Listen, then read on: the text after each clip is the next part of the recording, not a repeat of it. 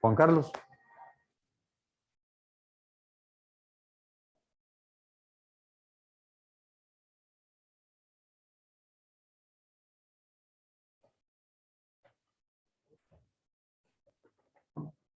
Buenas noches a todos. Muchas gracias, como lo dijo el doctor Ligorría. Gracias por estar conectados esta noche. Pues tuvimos eh, serios, digamos, inconvenientes con nuestro amigo Luis Felipe. Lamentablemente, pues un infarto cardíaco hizo que él ya no esté con nosotros y nosotros queremos pues darle un homenaje póstumo hacia su persona.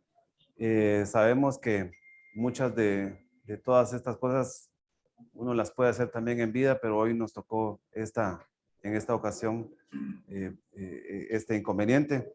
Así que les quiero presentar al doctor Luis Felipe Asteguieta Arana. Él es médico y cirujano. Eh, Él nació en la ciudad de Guatemala un día 21 de marzo de 1945 y falleció lamentablemente, como les comentaba, el 17 de agosto de 2021. Él contrajo matrimonio con Sandra Tomé en sus años mozos y procrearon dos hijos, a Luis Felipe y a Juan Carlos Astigueta Tomé. Acá les presento una fotografía del evento en el que él está haciendo el acto de clausura del secundario. Sus estudios primarios los hizo en el liceo muy infantil y el secundario en el Instituto Cervantes. Esta es una foto de esa época, ¿verdad? El doctor está ahí en el medio de esa fotografía. Hizo sus estudios universitarios en la Facultad de Medicina de la Universidad de San Carlos de Guatemala y se graduó como médico cirujano en el año 1974. ¿Sí? Posteriormente, él se entrenó en medicina interna en el hospital militar. Ahí llegó a ser jefe de residentes y me comentaba su esposa Sandra que en un tiempo bastante difícil que estuvo viviendo Guatemala en esos años, desde los años 77 y 80, ellos deciden viajar a Estados Unidos para que Luis Felipe pueda hacer una especialización. Y en este caso, pues a lo que él se inclinó fue a la gastroenterología. En ese entonces, en el año 77, él es fellow en gastroenterología por la Universidad de Stanford, en California.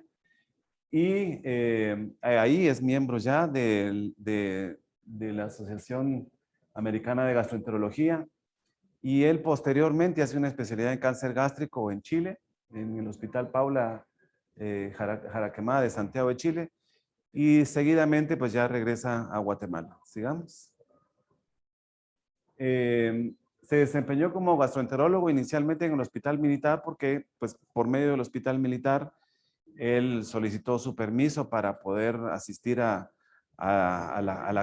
entrenamiento de gastroenterología y seguidamente y fue gastroenterólogo también del hospital Roosevelt.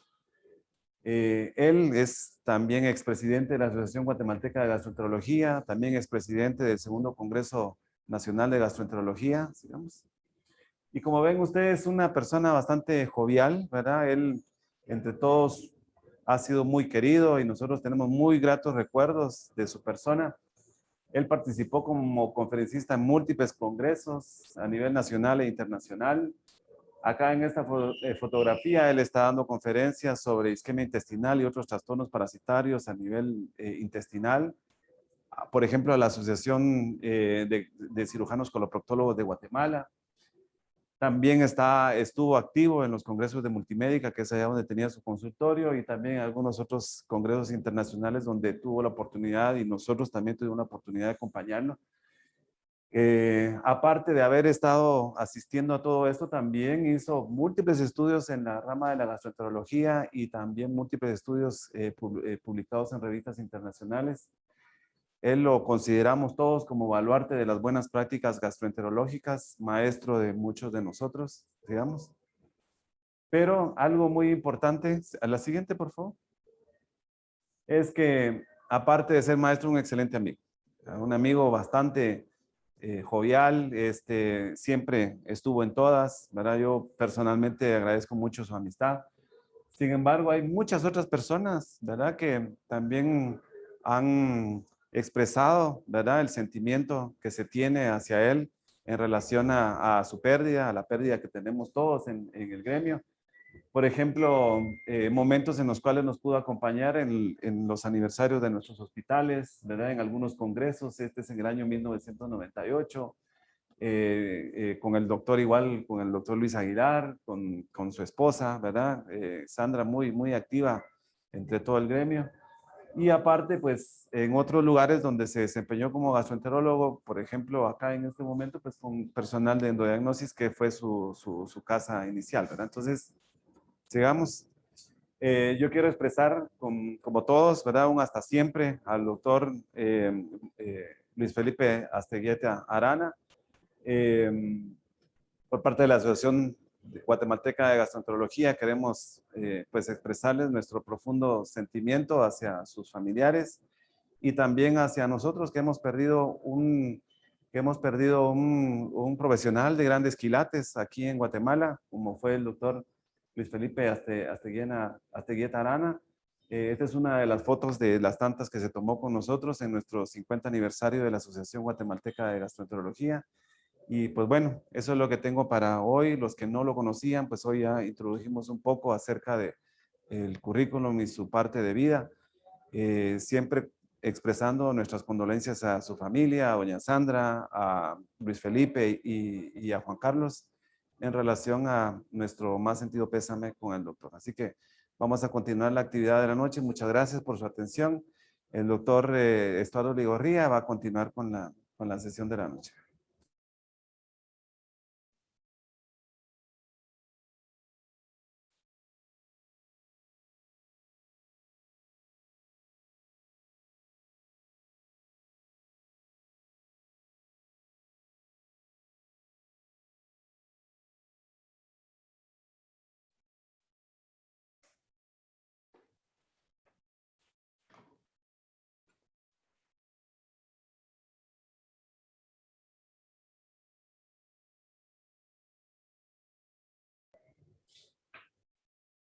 Muchas gracias, Juan Carlos, por la presentación de nuestro querido Luis Felipe. Yo solo quisiera agregar que yo con él tuve una amistad muy especial. Regresamos a Guatemala casi coincidentalmente al mismo tiempo y participamos de muchas actividades de la asociación en diferentes circunstancias.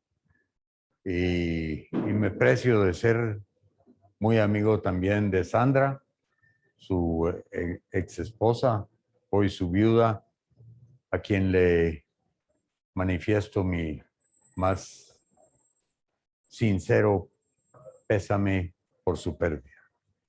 Pero nos tiene Sandra a la orden para cualquier cosa y necesidad que tú y tu familia necesiten. Y procedemos con la actividad académica presentando a doctor Eduardo Esmecol, otro gran amigo a quien conozco desde hace más de 15 años o 20, por diferentes circunstancias, y ya les dije sus principales características y sus principales cargos ocupados. Así que dejo a Eduardo. Eduardo, muchas gracias por participar. Bienvenido a nuestra sesión mensual de la Asociación de Gastroenterología y un saludo a todos los amigos argentinos. Muchas gracias por estar con nosotros. Adelante. Bueno, buenas noches.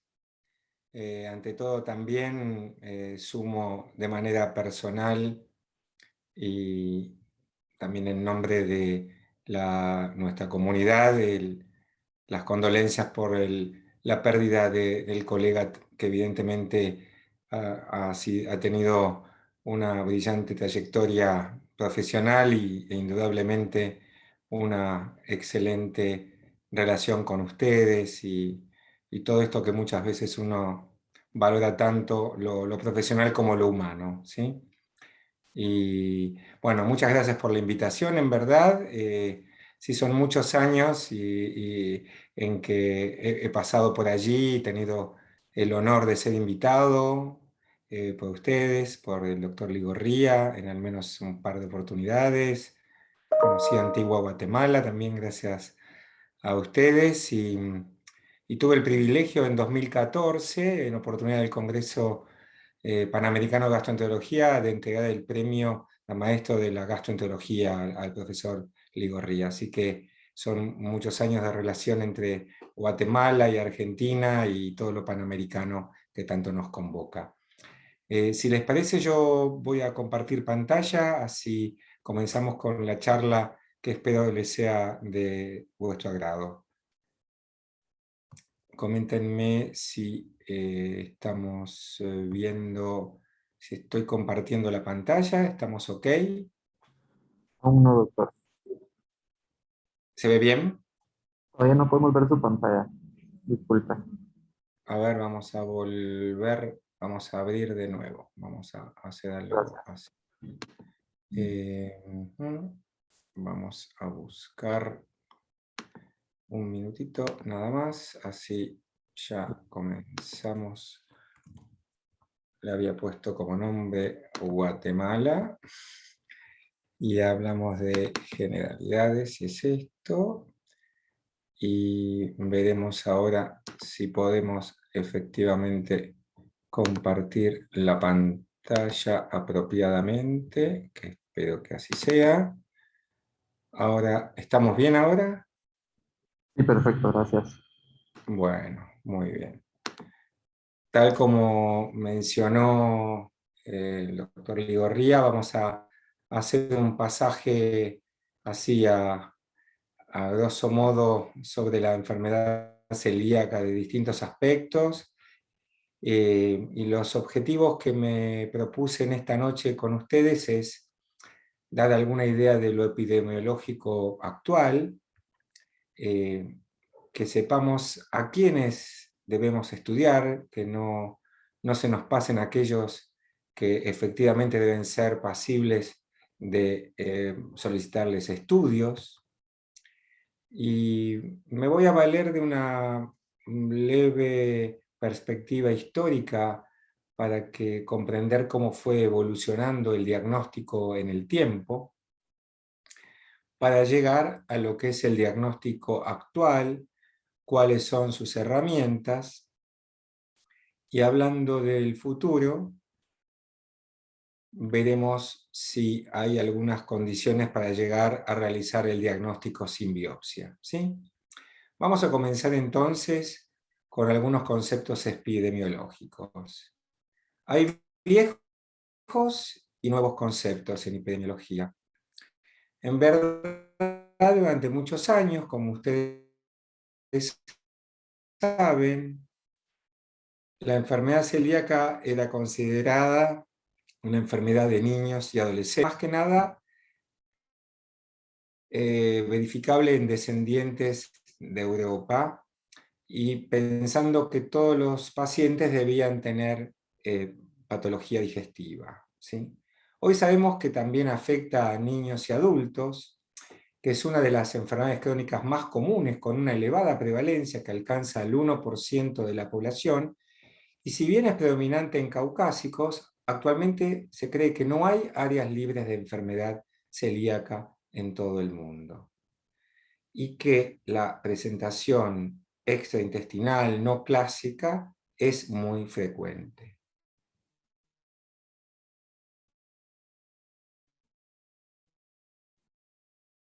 Sistemática y analítica de Clinical Gastroenterology, compartir con a los anticuerpos, o sea, serología, pacientes, digamos que no todos ellos tienen biopsia, pero estamos hablando más del casi el 1,5%, y con biopsia confirmatoria a lo largo y ancho del mundo, 0,7. Entonces, habría una población mundial de 7,4 billones, debemos calcular que entre 37 y 59 millones probablemente sean celíacos, con la particularidad que la mayoría, aproximadamente un 90%, no han sido diagnosticados. Si uno ve la prevalencia continental, no me voy a detener en cada uno de los continentes, pero sin duda es más frecuente en lo que es Norteamérica, Europa, aunque como ven también está siendo vista aún en áreas de Oriente y también hasta en África, donde hay algunas circunstancias particulares, por ejemplo, los saharaui, que tiene una prevalencia enorme, pero es un concepto muy particular. Y aquí tenemos la prevalencia estimada en Latinoamérica de 1.3. A ver, acá tenemos la prevalencia de la enfermedad celíaca en Latinoamérica, que en realidad ha sido considerada muy poco frecuente, porque se ha asumido que los hábitos dietarios y el patrón genético no estarían predisponiendo a la enfermedad. Nosotros tenemos que tener la genética, el factor externo, que es el trigo, hasta llegar a la atrofia vellositaria. Nosotros siempre se considera que hay una diversidad étnica genética que no predispone, con bajo consumo de gluten en líneas generales en el continente, o en el subcontinente. Entonces la enfermedad celíaca uno diría que es poco frecuente, pero la verdad es que esto no es así cuando vemos las distintas series que acá estamos mostrando. En realidad las series son de un escaso número de países de Latinoamérica que se han propuesto evaluar la epidemiología, pero tienen resultados evidentemente, como ven, heterogéneos, desde un 0.1% en algunas series de Brasil hasta llegar a un increíble 2.6% de la población en México. Pero como sea, la prevalencia es mayor a la esperada, ¿sí? Así que digamos que es algo que debemos tener en cuenta, que hay que buscarla. Entonces, para buscarla tenemos que pensar a quiénes vamos a estudiar, ¿sí? Me parece interesante que sea uno de los primeros conceptos. El primer concepto epidemiológico es que es una enfermedad prevalente. Hay pacientes que tienen manifestaciones clínicas que, asociadas a la enfermedad celíaca, son clásicas: la diarrea crónica, el descenso de peso, la alteración de crecimiento, el retardo pondoestatural. Esto es lo que se conoció siempre y se asociaba a los niños con, con panza, con diarrea, bajando de peso, no creciendo, y con esas manifestaciones. Ahora, desde hace ya años se conoce que hay circunstancias muy asociadas y que nos deberían alertar sobre la posible presencia de una enfermedad celíaca. Entre ellas la anemia por deficiencia de hierro, o cuando hay una especie de pequeña hepatitis celíaca, un aumento inexplicable de las transaminasas. Trastornos ginecobstétricos. Las pacientes celíacas muchas veces tienen una menarca después de los 15, 16 años, episodios de amenorrea primaria o secundaria frecuentes y en ocasiones infertilidad, ¿sí? Es uno de los análisis que ya forma parte del bagaje de los centros de fertilidad, porque es una de las causas de abortos a repetición y disminución de la fertilidad. Paciente con fatiga persistente, algunas manifestaciones neurológicas que tal vez ustedes también hayan escuchado asociadas a la sensibilidad al gluten no celíaca, que es un tema en sí mismo que daría para un nuevo encuentro, que esperemos sea presencial. Pacientes con fracturas por traumatismos banales, dado que tienen osteopenia u osteoporosis severa, o presentan osteopenia o osteoporosis de manera precoz, digamos, en mujeres que aún no ha llegado a la posmenopausia.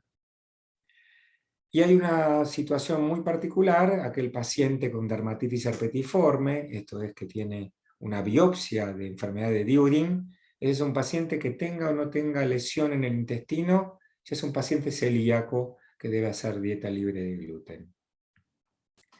También se deben estudiar, por su mayor prevalencia, los familiares de primer grado de pacientes con enfermedad celíaca.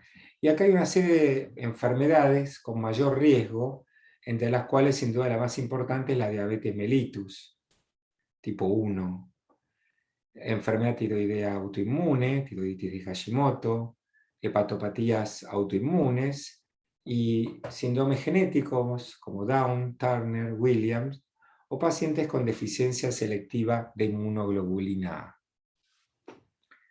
Ahora sí, pasando a una perspectiva histórica del diagnóstico, para llegar a cómo diagnosticar actualmente, quiero llevarlos a esta era prebiopsia, en la cual solamente el diagnóstico era clínico, esto es, el paciente con diarrea, pérdida de peso, y se infería que se trataba de una enfermedad celíaca, se le quitaba el gluten y mejoraba. Y en el año 56 comienza la biopsia peroral, ¿sí? Ahí tenemos un instrumento que un francés que vivió mucho en la Argentina, Royer, lo describió en 1955, pero por este hecho que muchas veces los hispanoparlantes tenemos menos preponderancia en la bibliografía, se atribuye a Margot Scheiden, ¿sí? Pero llegamos a lo que tal vez algunos de los más mayores pueden haber vivido, especialmente los pediatras, era el concepto de la Sociedad Europea de Pediatría y Hepatología, que era el concepto de las 3 biopsias, ¿sí? La biopsia inicial, la biopsia de retiro del gluten y la biopsia del desafío, ¿sí? Siempre realizada de manera peroral. En los años, hacia los fines de los 80 del siglo pasado, es cuando comienza la era serológica, en la cual el desarrollo cada vez más potente de marcadores serológicos da realmente un empuje enorme a la enfermedad. Y llegamos al año 89, en el Consenso de París, en el cual hay una dupla ya al día de hoy inevitable, que es, más allá de la clínica, la serología junto a la biopsia. Pero como les mencioné, y vamos a tratarlo en el final de esta charla, en el 2021, y ya hace un par de años, que estamos tratando de ver qué sucede en los adultos, porque ya los pediatras ya han comenzado con esto, en hablar lo que se llama de la era de la no biopsia. Vamos entonces a hablar de los criterios diagnósticos actuales y sus herramientas. Perdón. Como ustedes saben, o al menos hasta el día de hoy, la biopsia intestinal es el gold standard. Tenemos que tener una enteropatía característica en la mucosa del intestino delgado, ¿sí? Pero lo importante es demostrar que esa atrofia intestinal depende del gluten. Y para eso tenemos la serología específica que enseguida vamos a citar, y ver qué sucede cuando el paciente hace una dieta libre de gluten, cómo responde. Finalmente sí, tenemos la genética con los antígenos de histocompatibilidad DQ2, DQ8, que inevitablemente tienen que estar presentes en el paciente celíaco. Después veremos el valor que tiene dentro del diagnóstico. Entonces, aquí tenemos esta tríada. Más allá de la clínica, de la cual un poco ya hablamos, tenemos a la serología, a la biopsia intestinal y a la genética. La serología, como les comenté, ha dado y sigue dando avances enormes. El tema es qué anticuerpos elegir. Durante muchos años solamente teníamos a los que figuran ahí como AGA y GA, los antigliadina convencionales de primera generación, con una sensibilidad y una especificidad relativamente moderada. Pero vemos cómo más adelante logramos tener un marcador de enorme especificidad absoluta, como es el antiendomicio IgA, y el gran valor de la aparición de los antitransglutaminasa, IgA, con su elevada sensibilidad, que es sin duda uno de los marcadores más atractivos. En los últimos 10 años han aparecido una nueva generación de anticuerpos antigliadina que llamamos antipéptidos de amidado de gliadina, ¿sí? Que tienen una sensibilidad y una especificidad muy significativa. Entonces, como mencioné, tenemos a los antigliadina que al día de hoy solamente quedaría no tanto el IgA, sino el IgG como un marcador potencial en la mitad de los pacientes con sensibilidad al gluten no celíaco. Pero sin duda el marcador Princeps es el anticuerpo antitransglutaminasa IgA con una sensibilidad y especificidad muy apreciable. Como hay algunos pacientes que tienen un déficit selectivo de IgA, muchas veces combinamos a este anticuerpo con el antipéptido de mediado de gliadina IgG, porque de esa manera se nos escapan muy poquitos pacientes. Aquí lo que estamos viendo es la elevada especificidad que tienen en las distintas series. Una de estas series que dice ahí Sugai y Nivelones son series propias del grupo con el que trabajamos con el viejo conocido del doctor Ligorría, que es Julio Bay. Acá tenemos participando de esta demostración de la elevada especificidad de los anticuerpos antitransglutaminasa IgA. Pero tenemos que saber que hay falsos positivos, ¿sí? Y entre esos falsos positivos hay algunas circunstancias relativamente frecuentes, clínicas. La insuficiencia cardíaca congestiva, fundamentalmente la hepatopatía crónica, artritis reumatoidea, enfermedades inflamatorias intestinales, hipergammaglobulinemia, algunas infecciones entéricas como retrovirus, VIH o Helicobacter pylori, o infecciones virósicas en los niños, o en los niños menores de 2 años, proteínas de leche de vaca. O sea que acá tenemos algunas de las circunstancias que tenemos como falsos positivos, ¿sí? Falsos negativos también hay. Si bien es un marcador que dije que tiene una elevada sensibilidad y especificidad, ahí tiene sus falsos negativos fundamentalmente en aquellos pacientes deficitarios de IgA. Por eso es que solicitamos o una niveles de inmunoglobulina A sérica, o sumamos, como veremos, a los ADGP-IgG. Los menores de 2 años, con un patrón inmunitario no aún muy desarrollado, pueden dar falsos negativos. Si la enteropatía es leve, un grado 1 o 2 de Marsh, tal vez los niveles sean relativamente bajos o hasta normales. Y hay un 2 a 3% de los pacientes celíacos que efectivamente son seronegativos.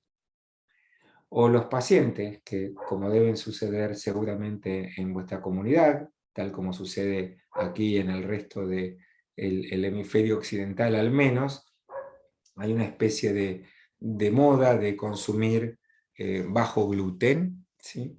Así que en esos casos, obviamente, esos pacientes no van a dar niveles elevados de este notable anticuerpo. Si el paciente viene siendo inmunosuprimido, sea por corticoides o inmunomoduladores, también podemos tener falsos negativos.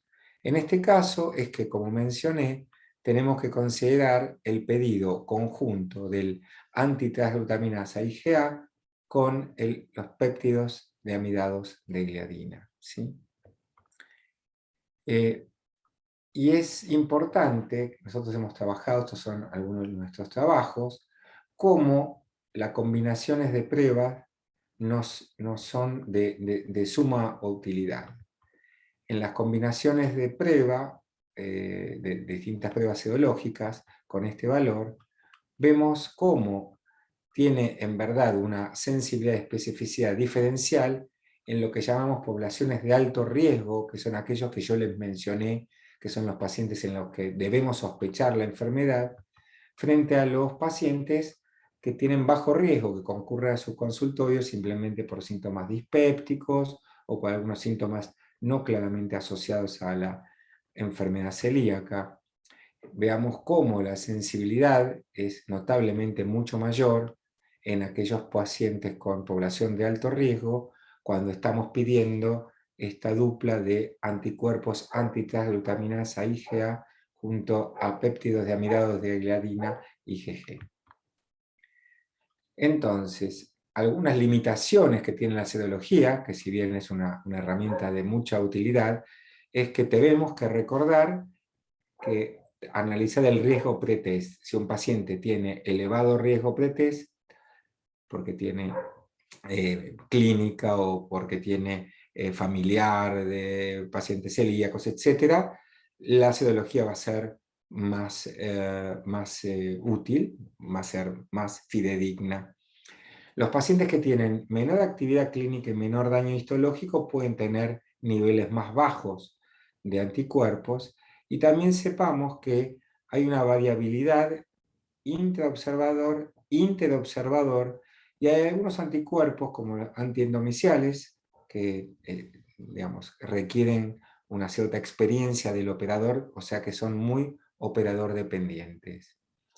En nuestro medio, que tenemos digamos, mucho estudio, mucho trabajo, confieso que no siempre es fácil encontrar laboratorios confiables. De hecho, en lo personal, confío sumamente y mucho en nuestro laboratorio del hospital, y que es parte de una red de todo el área de Buenos Aires y del lo que llamamos Gran Buenos Aires. Y puedo contar con los dedos de la mano los laboratorios en los cuales estoy seguro de cómo se están haciendo estos anticuerpos. Así que sé que es una circunstancia complicada, no solo en nuestro medio, sino en todos los medios y probablemente también en el de ustedes. Pero entonces, el diagnóstico, para ya ir redondeando, con esta dupla IgA y con la ADGP-IgG, estamos bien. Si no tienen la ADGP, pidan un antitransglutaminasa IgA con niveles de IgA sérica. Si el nivel de IgA sérica es bajo, evidentemente la expresión de antitransglutaminasa no se va a producir. Y si desean confirmar el daño histológico, sin duda el más sensible o más específico es el anticuerpo antiendomicial. Dicho esto, pasamos a hablar sobre las biopsias intestinales, ¿sí?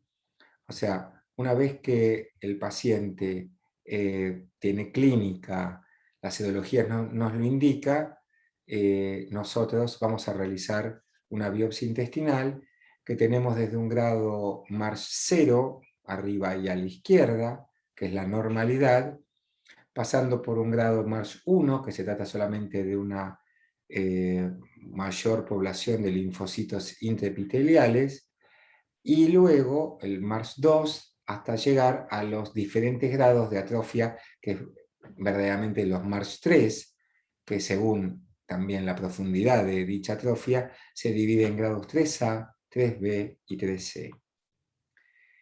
Quiero que sepan que la lesión atrófica es característica, pero no es la única. Y de hecho, el espluro tropical también tiene atrofia velocitaria.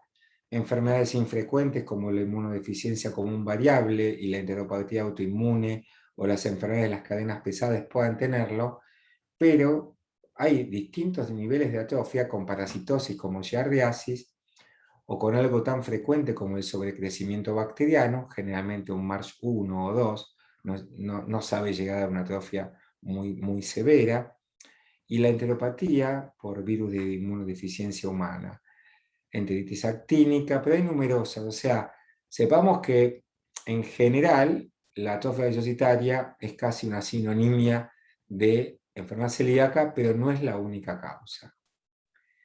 Y quiero recordarles esto, que seguramente dentro de la audiencia, que advierto es muy numerosa, y los agradezco estar seguramente luego del final de día de un duro consultorio, hospital, estar aquí con nosotros. Seguramente ustedes tienen experiencia endoscópica y ya seguramente tienen el ojo ya puesto en los... entiendo que aquí en esta conferencia no estoy abundando sobre lo que es el mosaico, el peinado, los vasos por transparencia y todo aquello que nos sugiere la enfermedad celíaca. Pero realmente con un aspecto normal o anormal, si tenemos una fuerte sospecha y hay serología positiva, nosotros tenemos que hacer las biopsias. Pero es importante tener en cuenta, y ya lo deben conocer ustedes, que el sitio de muestreo tiene que ser adecuado, porque una falla potencial es no estar biopsiando en los lugares adecuados. Y también en no olvidarse de que hay una enfermedad celíaca ultra corta, se ha descrito inicialmente en los niños, en la cual la enfermedad celíaca está limitada al bulbo. Entonces, en este caso, lo que sugerimos es que los pacientes tengan una buena calidad de muestras, ¿sí? Y aquí vemos cómo distintos cortes pueden hacer que un paciente que parece atrófico en realidad no lo es y viceversa. Y la recomendación de la interpretación, que no siempre es fácil. Pero la recomendación, como ustedes conocen, digamos, no podemos tomar menos de 6 muestras, de las cuales 2 de ellas deberían ser de bulbo y 4 de segunda porción en adelante con esta distribución como figura en esta figura, ¿sí? La interpretación del patólogo es clave y no es sencillo, y en realidad se requiere cierto entrenamiento por parte del patólogo para no tener un sobrediagnóstico o un infradiagnóstico. Y acá de hecho podemos ver un periodo de unos 12 años, diferentes series, alguna de ellas es nuestra, inicial en el 2009, en el cual el porcentaje de error diagnóstico era importante. Esto en realidad se trataba, casi todos estos trabajos se trata de pacientes que son diagnosticados como celíacos o como normales en su endoscopía y su biopsia, en algún centro no especializado, y la comparación con un centro académico dedicado al análisis de estas biopsias, en las cuales vemos que en muchos casos advertíamos que en la comunidad se estaba haciendo sobrediagnóstico, fundamentalmente por la presencia de malas muestras o sitios inadecuados de muestreo, pero en otros casos, en algunas otras series, se estaba subdiagnosticando, o sea, llegaban biopsias a centros de referencia que habían sido vistos en centros de la comunidad y habían sido evaluados como normales cuando en realidad se trataba de pacientes celíacos, ¿sí? Y este, como les comenté, es uno de nuestros trabajos. Y ya llegando al final de esta parte, sí el tema de la genética. Que la genética sí o sí está presente en el 100% de los pacientes, pero la presencia, la positividad del antígeno de histocompatibilidad de Q2 de Q8 no quiere decir que ese paciente sea celíaco. ¿Por qué? Porque más de un tercio de la población general comparte este antígeno de histocompatibilidad y no desarrolla la enfermedad. Pero lo que sí sabemos es que no hay pacientes celíacos que no tengan este patrón genético característico. De este modo que no lo tenemos que utilizar para confirmar el diagnóstico. Cuando tenemos casos dudosos o pacientes que están en dieta libre de gluten, sí nos es útil porque cuando lo pedimos, si este es negativo, nos olvidamos de la enfermedad celíaca. Y también, como les mencioné, los familiares de los pacientes celíacos deben realizarse anticuerpos para ver si tienen que conducirse una biopsia o no. Pero un gesto que uno puede hacer es hacer en familiares de pacientes celíacos que están en mayor riesgo, hacerle en algún momento de su vida un patrón genético HLA de Q2 de Q8, y en general va a ser positivo, pero si es negativo, a ese paciente no lo vamos a ir volviendo a estudiar como hacemos generalmente cada 2 o 3 años. Entonces, el valor es más por la negativa que por la positiva. O sea, no confirma el diagnóstico y es más útil cuando viene y es negativo y me olvido de que ese paciente puede ser celíaco. Entonces, como algunas recomendaciones es, sepan qué dieta está haciendo el paciente, si al momento de efectuar los anticuerpos o las biopsias está realizando una dieta general o una dieta libre de gluten. Más allá de los corticoides y los inmunosupresores, algunas medicaciones, como el olmesartán, también generan como un efecto adverso atrofia vellositaria. En cuanto a los anticuerpos específicos, tienen que conocer el tipo de anticuerpos que existen disponibles en el medio y el valor que tienen. Conocer, como les dije, los niveles de IgA sérica, porque si no, no van a tener expresión de los anticuerpos. Tratar de identificar si el paciente que le están pidiendo los anticuerpos tiene un riesgo alto de ser celíaco o el riesgo de ser celíaco es bajo. Confiar en los laboratorios y recordar que aún los mejores anticuerpos pueden tener falsos positivos y falsos negativos. La genética nos permite excluir enfermedad celíaca cuando tenemos el patrón genético negativo, pero no nos confirma el diagnóstico.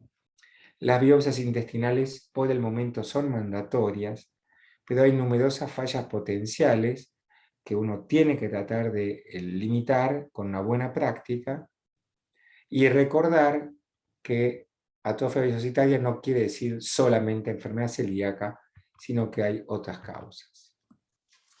Antes de pasar a lo que podría ser alguna respuesta a algunas preguntas que creo que están apareciendo con algunas manos levantadas, pero que no me, por el momento con la pantalla así completa no me permite observarlo.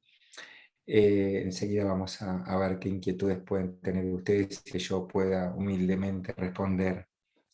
En el futuro hay algo que nos está convocando y de hecho somos parte de un trabajo multicéntrico que tiene su origen en Italia, pero hemos entrado a países de Latinoamérica, de Norteamérica como Canadá y hasta de Oriente como Irán. O sea, es un trabajo muy, muy voluminoso dirigido por una colega, amiga napolitana, Carolina Chachi, y estamos tratando de trabajar en si podemos reproducir en los adultos los que ya la gente de ESCA, que es la agencia, la Asociación Europea de Gastroenterología Pediátrica y Hepatología, que ellos ya no consideran a la biopsia mandatoria, ¿sí? Digamos que bajo ciertas condiciones, ellos dicen poder decir que un niño es celíaco sin biopsia. Pero para eso el chiquito tiene que tener síntomas, no se trata de chicos asintomáticos. Los niveles de este anticuerpo que les mencioné que son tan importantes tienen que ser 10 veces mayores al valor que el laboratorio informa como normal. Un anticuerpo que marque especificidad, como el antiendomicio, tiene que ser positivo. Antes se decía que la genética era importante, hoy no es considerada, y fundamentalmente tienen que tener una respuesta, tanto en los síntomas como en la serología, a la institución de una dieta libre de gluten. Esto está siendo de a poco implementado también en nuestro medio.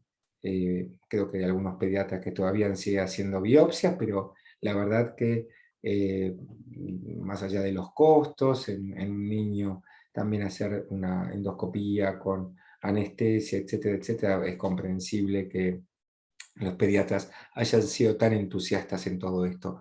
Pero también hay otras circunstancias, hay algunas guías como la de la Organización Mundial de Gastroenterología que lo considera no mandatoria y advierte que los anticuerpos que les mencioné pueden ser utilizados, ¿sí?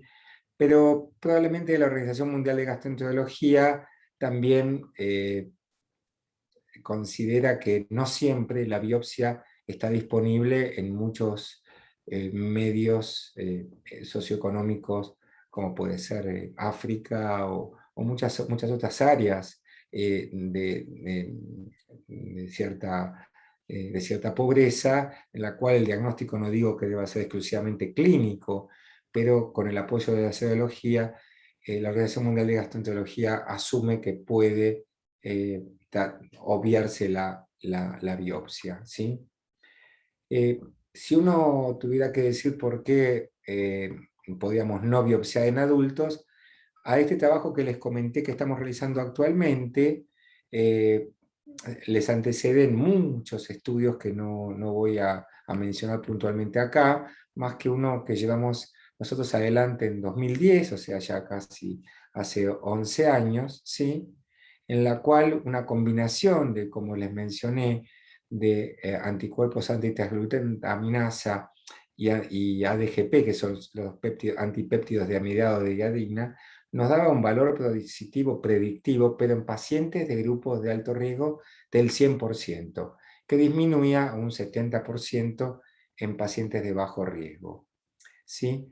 Y en este trabajo, que llamamos la serología de enfermedad celíaca en pacientes con diferente probabilidad pretest, si podemos evitar la biopsia, podemos ver cómo en los pacientes de alto riesgo, con tanta certeza que tienen los anticuerpos, realmente no se nos escapó ningún caso de enfermedad celíaca, aunque vean ustedes que no es el caso de los pacientes de bajo riesgo.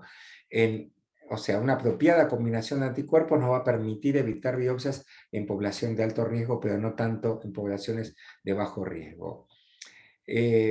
O sea, al día de hoy estamos todavía en veremos y no hay, creo que nos falta un camino, un corto trecho hasta llegar al diagnóstico de enfermedad celíaca sin biopsia. Podemos, sí, pero como mencioné, en pacientes de alto riesgo, en pacientes que, como consideran los pediatras, tienen niveles altos de anticuerpos, utilizando combinaciones de pruebas serológicas, como mencioné, la antitransglutaminasa IgA y antipéptidos de amidatos de gliadina IgG, y confirmando el daño con los anticuerpos antiendomiciales. Entonces, lo que sí podemos decir que si bien la evidencia es fuerte, aún no hay un acuerdo de expertos en adultos. Ya para concluir con esta charla, podemos volver a recomendar que identifiquen a los grupos que tienen mayor riesgo, que llegan a su consultorio, sean pacientes celíacos, familiares de pacientes celíacos, con síntomas clásicos, adviertan aquellos síntomas que mencioné, intestinales atípicos, que son cada vez más frecuentes. Traten de realizar las mejores determinaciones serológicas, tomar bien claramente para qué sirven las pruebas genéticas y utilizar las mejores herramientas para biopsias intestinales, recordar el número de muestras, dónde tomar la muestra, cómo verlas, cómo tratarlas, ¿sí? La estrategia de la no biopsia es promisoria, pero indudablemente se necesitan más estudios. Digamos, vamos terminando esta conferencia con una muestra de lo que es nuestro hospital y con el grupo de trabajo y con el amigo del doctor Ligorría ahí en el centro de nuestro grupo, el doctor Bay, y el resto de colegas que nos acompañan. Yo les agradezco mucho la atención en esta tarde-noche, noche ya casi las 11 aquí, creo que son cerca de la hora de la cena allí, así que muchas gracias. Muchas gracias por la atención y veremos si podemos, más allá de las presentaciones que veo aquí, question and answers, ahí hay una pregunta, no sé la sistemática, doctor Ligorría, si ya tomo alguna de las preguntas que vayan apareciendo y voy respondiendo. ¿Estamos así? En primer lugar, Ricardo, muchísimas gracias por tu participación. Muy expresiva la conferencia, siempre. Un saludo a todos los colaboradores, principalmente a Julito, mi gran amigo, ¿sabes? Y hay algunas preguntas que si tú deseas contestar Sí, directamente. sí, claro que sí, las estoy viendo. Sí, cómo no. Hay una primera pregunta sobre pacientes con enfermedad celíaca y COVID-19, si sufren más complicaciones que la población general con COVID, pero sin enfermedad celíaca. Es una pregunta muy buena y muy actual. Y de hecho, es como que parece como que o leyeron algún artículo nuestro o aparte o nos están leyendo la mente de lo que estamos desarrollando actualmente. A ver, en concreto, hemos sido parte y somos parte actualmente de otro protocolo de qué sucede con el COVID-19 y la enfermedad celíaca. Los pacientes celíacos tienen una muy ligera inmunodepresión, que hay todo un debate sobre si vacunar o no vacunar a los celíacos, simplemente porque tienen un riesgo de neumopatías un poquito más elevado que el resto de la población. Entonces, con esa hipótesis fuimos a averiguar qué sucedía con los pacientes celíacos y el COVID-19, si estaban más expuestos. Y esto es un trabajo multicéntrico que surgió en Canadá, en la Universidad McMaster, involucró México, Argentina, España, varios países, y hoy por hoy les puedo decir lo siguiente: la enfermedad celíaca no predispone sí, la enfermedad celíaca no predispone a sufrir COVID, y podemos también decir que la severidad y cómo se desarrolla el COVID-19 en los celíacos no es más complejo.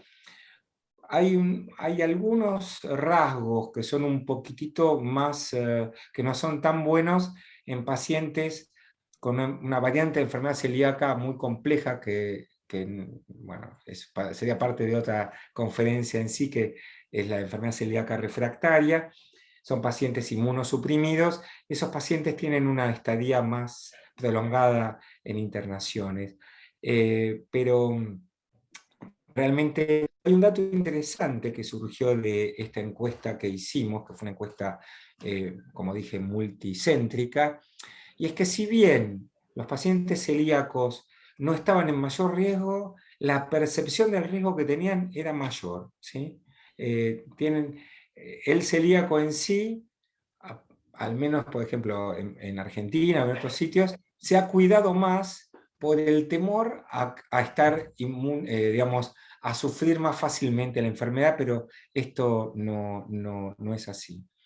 Después hay otra pregunta del doctor Luis Jerez. Sí, evidentemente la prevalencia de Helicobacter pylori en todo nuestro subcontinente es alta. Digamos, la pregunta es si uno debería erradicar el Helicobacter pylori para luego ir a diagnosticar la enfermedad celíaca.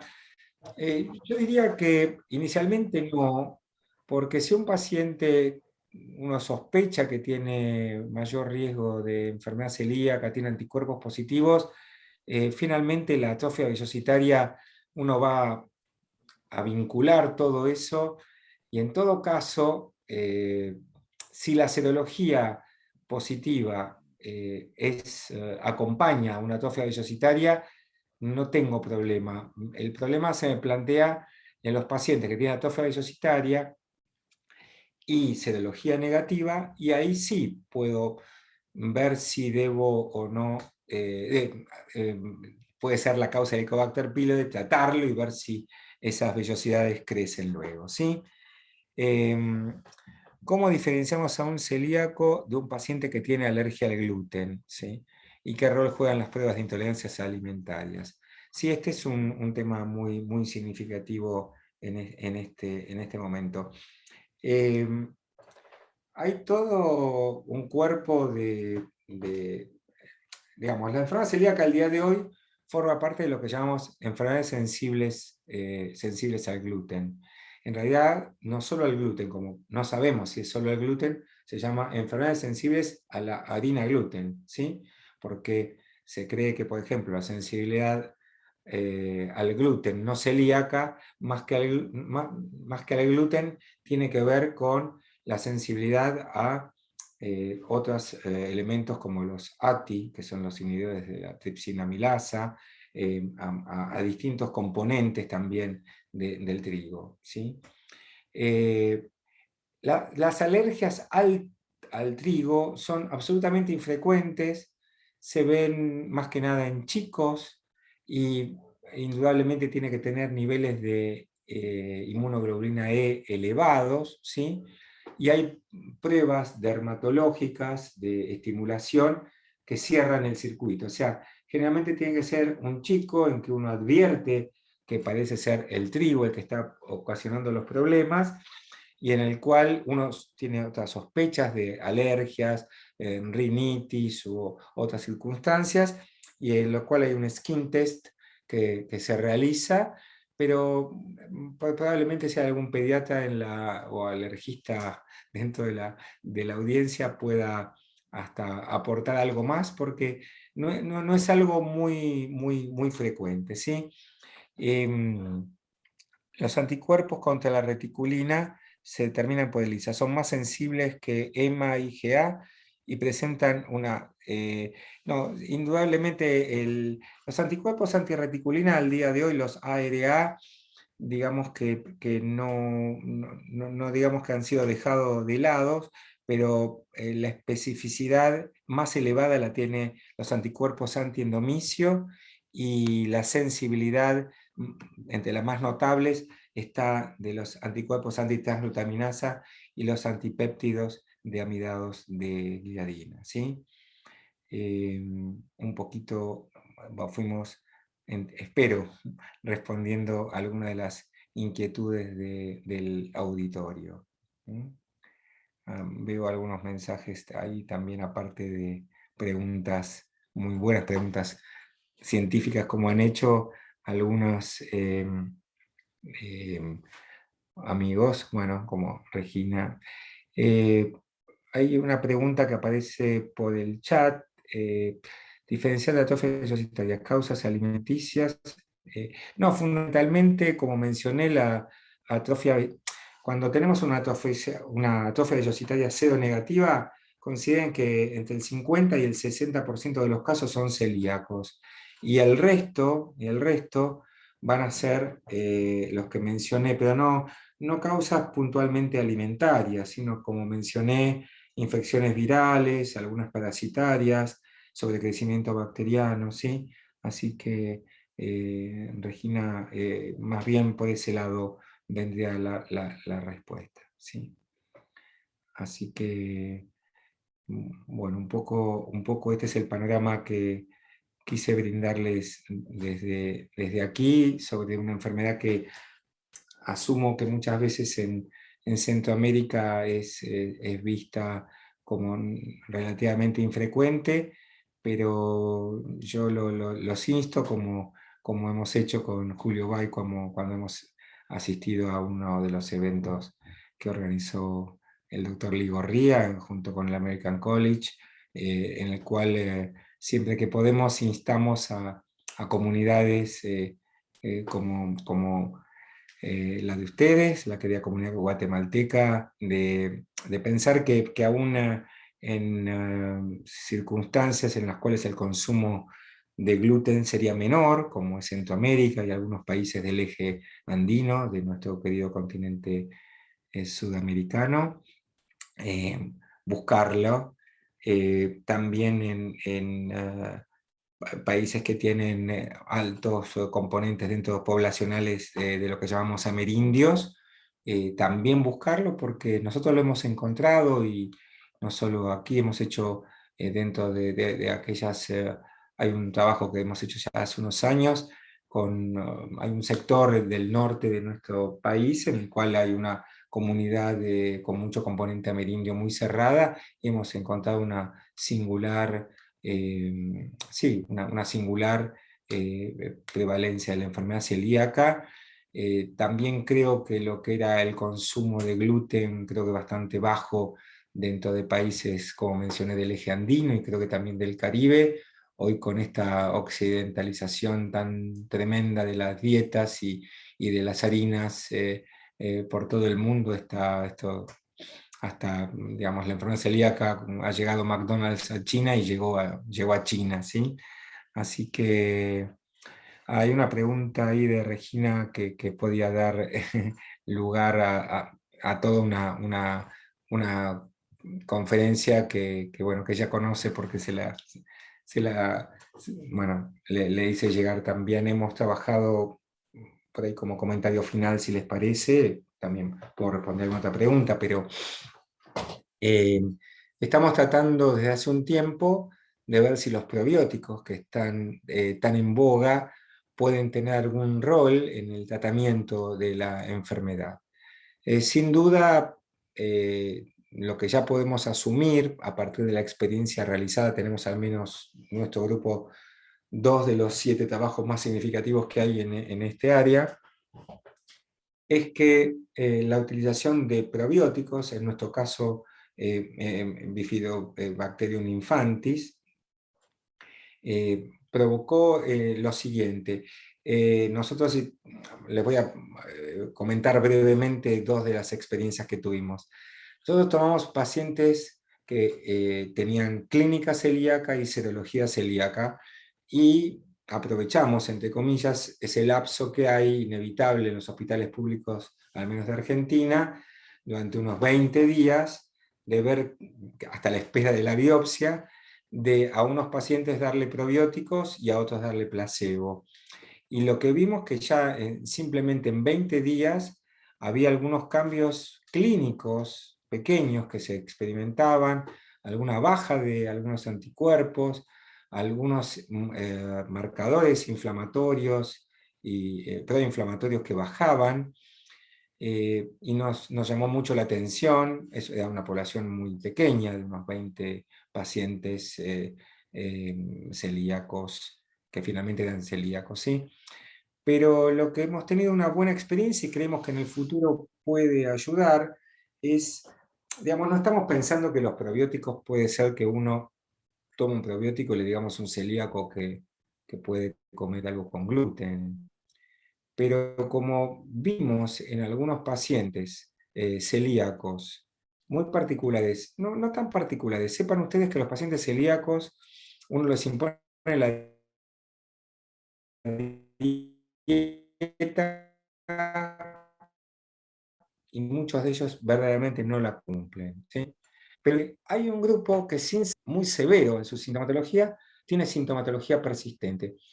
Y eso no se sabe bien exactamente, puede ser por trazas simplemente que los pacientes consumen.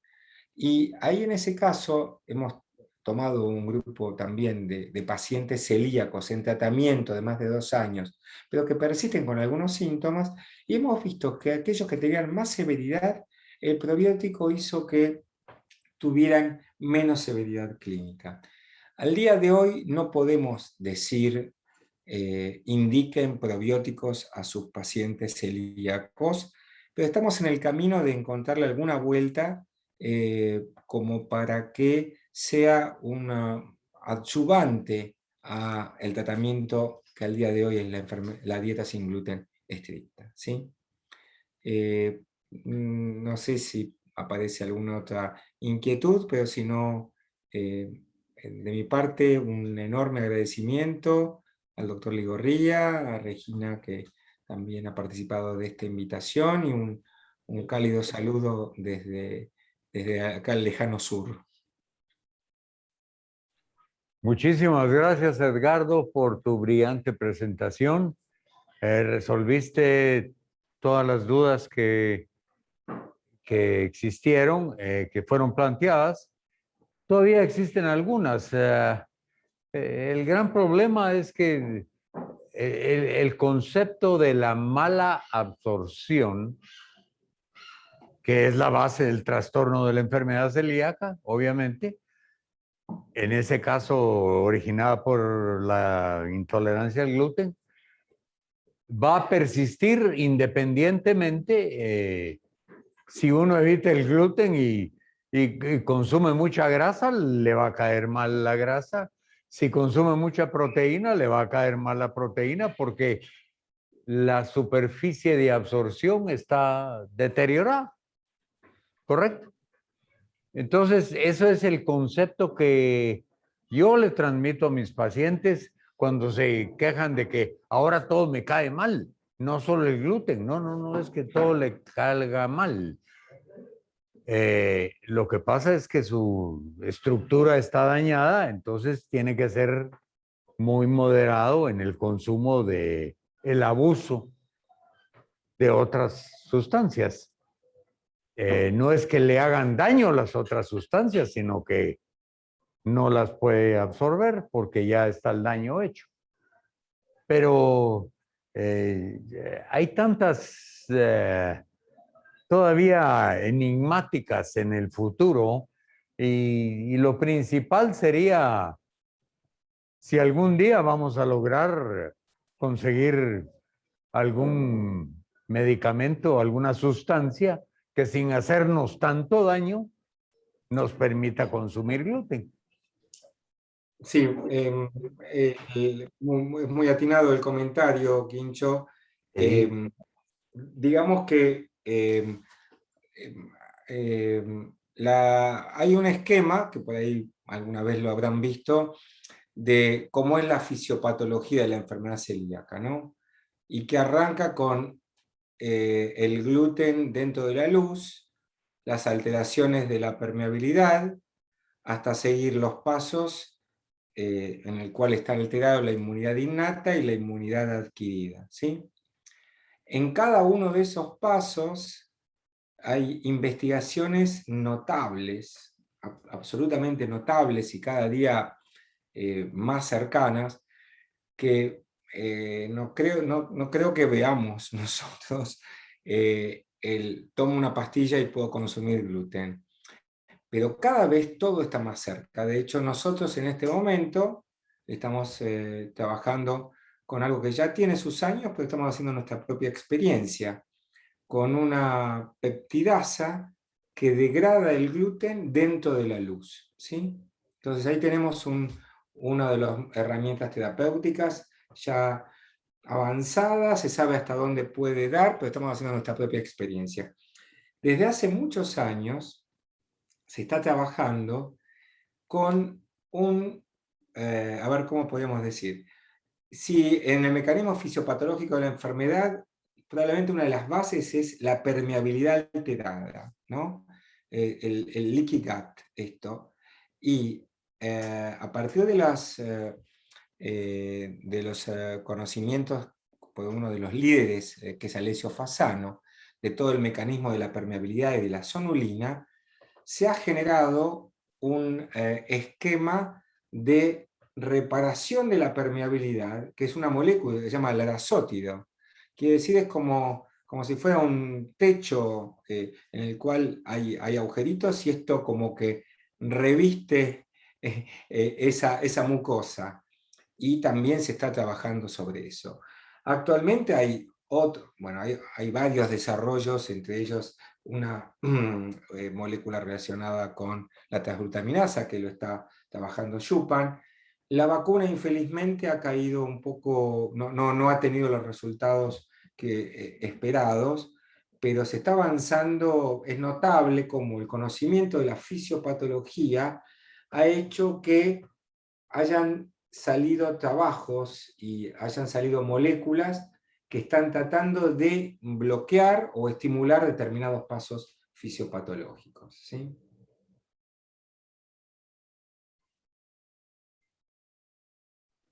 Que estés bien allá en el final del invierno, el inicio del otoño. Y qué gusto ha sido para nosotros verte de nuevo. Y muchas gracias por tu participación y nos mantenemos en contacto y primero Dios, pronto podemos vernos físicamente. Ojalá, ojalá. Un saludo a ti, a tu querida familia, a los colegas asistentes, a sus familias y hasta pronto. Un saludo Que Dios te grande bendiga. desde Buenos Adiós. Aires. Hasta pronto.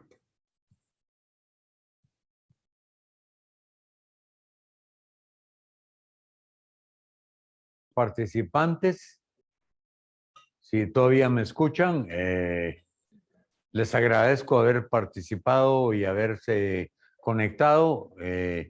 Esperamos sinceramente que en un cercano futuro podamos hacer este tipo de conferencias presencialmente. Muy buena noche. No sé si...